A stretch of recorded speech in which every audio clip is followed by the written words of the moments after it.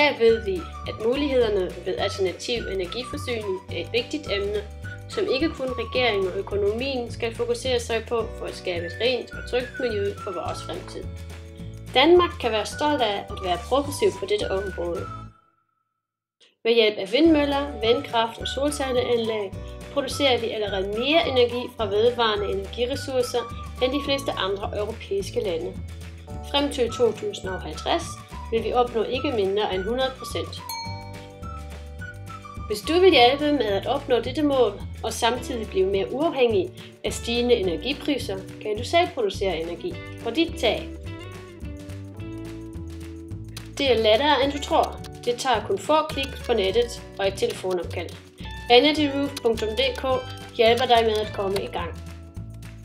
Alt du behøver at gøre er at finde dit hus på kortet, og du vil med det samme se, om dit hus er egnet eller ikke. Bygninger, som er markeret grøn, gul eller orange, er egnede for fotovoltaiske eller solvarmeanlæg. For flere informationer kan du downloade eller printe en PDF-fil, som giver dig et overblik over tagets eksponering og hvilke dele af taget egner sig bedst for installationen af solceller. Der er også taget hensyn til skygger fra bygninger, træer og terrænet. Denne information er et godt grundlag for en samtale med en lokal installatør.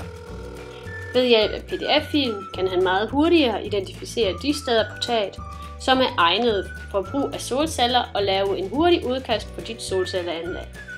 Sådan kan du få en forestilling om, hvordan et solcelleanlæg på dit hus kunne se ud.